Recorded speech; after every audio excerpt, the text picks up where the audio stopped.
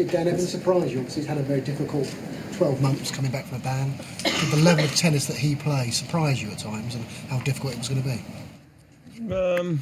No, I have a high regard, in Dan. I think he's a good player.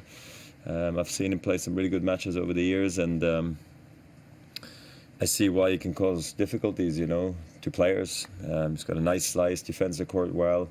He's got the variation, which is always a hard thing to play against, and he was feeling it today, I thought, and it was very sort of cat and mouse a little bit. It was very interesting. I liked the match, and I thought he was playing well, so it was enjoyable, yeah. Roger, the new Dunlop tennis balls, some players have made comments that they're a little bit too hard and it's not easy to put good spin on them, especially at night and in cooler conditions. How have you found them so far? Well, I mean, they definitely play a touch different to the ones we've had the last couple of years. I do see what they're saying, at night the spin is not taking off tremendously. I think... for me, I definitely have to go through a minor adjustment, maybe still from Perth, which was a faster court. And look, 1 year ago it was too far back, but it's hard to outspin guys here, As they changed the finals also to a night session, and the semis are also night sessions. I just feel like it's really important to have fast enough courts for night session conditions, as the main matches are being played there, because if you keep it slow, I mean, at night the ball doesn't move. So from that standpoint, I think they have done a nice job of speeding up the courts. Now the ball is honestly still early in the tournament to exactly tell you how it feels exactly. I still feel like you can serve your way out of trouble.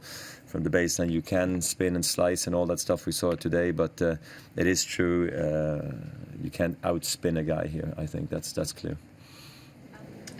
Dan was top 40. Obviously, he's quite a long way away from that now. What is he? I don't even know what it is. 189. Sorry? 189. Okay. I mean, do you think he can get back to where he was, maybe even push on a bit higher? Yes, I mean, for me, I didn't even know his ranking. For me, he's a top 100 player, and once you're 80 or 60 or 40, you can be all those things, and beyond probably. I just think it's in the details at the end of the day. How much can you give to the sport? How much are you willing? Can you stay injury-free? Get your ranking up and be really there for the crucial moments. I think he can be top 50 again, no problem, yeah. Yeah, Roger, what was the joke you had with him in the second set? You had an exchange. Joke? Well, there was something about a baby crying or something, and he was... Really? Yeah? No? I didn't see that. You were chatting with Dan, you and Dan were chatting together. About the rain? The rain? Yeah. There was a baby crying? Was it? Oh. No. I mean, we were not joking, and there was no babies. So I don't know which match you were watching. But you were watching Senna, right? So no, I'm kidding. But I think it was about. Maybe he made a joke, but I couldn't hear what he actually said, to be quite honest. But I asked him, "Do you want to keep playing?" And the first time we decided not to play because of the lines were already slippery, and then the second time around, I looked at him again, and if he doesn't want to play, we won't play. And if he was willing to play, I was willing to play too, but I wanted to give it the choice to him. But he was laughing because it was deuce and not 40-15 that time, so he was maybe feeling like I wanted to take advantage of the situation, but I really didn't. And then I didn't hear what joke he said. Maybe he said something about a baby crying and something else. It's okay, he's doing all the running anyway. Something along is that what he said? Yeah. Okay, well, yeah, so yes, that was the conversation. Nothing else. I don't know where that came from.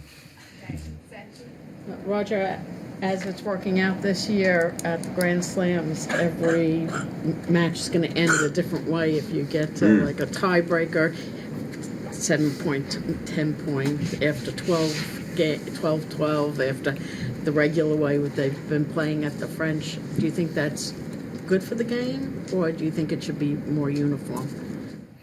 I mean, you would think that uniform would make sense, wouldn't it?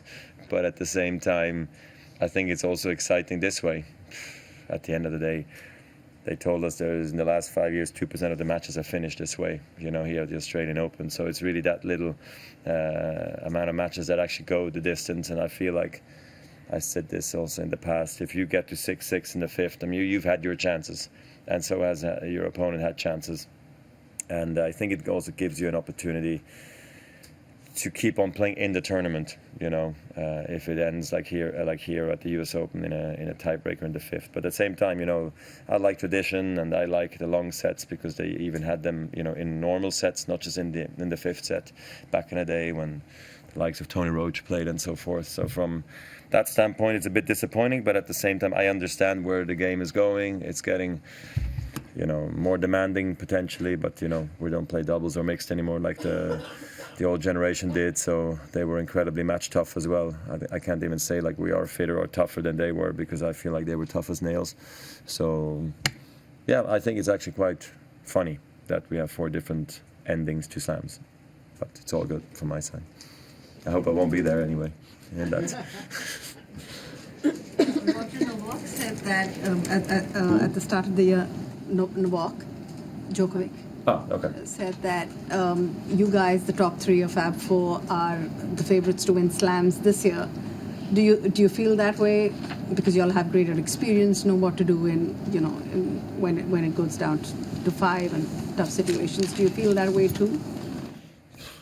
Yes, I guess so. I mean, look, I think we know how to win slams, you know. Novak, Rafa, myself. I mean, Rafa has to be the #1 favorite. I don't care how he feels before the French. You know, Novak always is a favorite on the hard courts and basically any court if he's feeling 100%. And he plays like last year. And maybe just because of my amount of titles I have at Wimbledon and other places, maybe you also have to just put me in the mix every time as well. But there are other guys, no doubt about it. And I think also with Sasha holding the World Tour finals, I think it's fair to say that even though he has not ripped through those slams yet, that he will go deep this year, definitely at one of them, maybe even here. We'll see. Roger, I know you've said in the past that when you were younger, you planned to have a longer career, so you played less maybe. I'm curious, at any point in the past, was it difficult to not overplay when you had setbacks or when you lost? Well, I think I remember vividly was a conversation I had after I became world #1 after here, actually, in 2004. And I got back to Switzerland, I had a conversation with Pierre Paganini, my fitness coach, and he said, like, just do me the favor, please, and don't chase appearance fees and play every tournament, because we get the appearance fees in the 250s and 500s. So I was like, no, I won't. I will try to play the best schedule possible, and I will always tell you if I have an amazing guarantee, and maybe I would like to play it because it's also a nice place and it all works out and we can work it out beforehand. And I think I can be very happy that I didn't do that, you know, that I didn't get... Because the problem is that when I was 23 at the time, you know, you don't know how long you're going to be at the top, or you don't know how long you're going to see these guarantees, or you don't know how long you're going to be successful. You just don't know. So that's why I think a tennis player's life is very short-term planning, and it makes it kind of difficult because we don't have a 5-year deal, you know, in some club like team sports, you know. So we have to live a very normal life, which I think keeps us very humble and very normal, to be quite honest. And I'm happy I was able to stay injury-free, stay true to that plan, you know, of not overplaying and taking the time off, because it's hard, you know, going into a fitness build-up for 5-6 weeks during the season while other guys are winning tournaments, and you're like, oh, I could win maybe 1 or 2 tournaments in that spell as well, but I'm doing it for my own game and for my own health and for the future. So yeah, it's tricky, but I can only advise a lot of juniors and younger guys coming through to do something similar. Yeah, depends on where you come from and where you're training. Obviously, it all matters a little bit.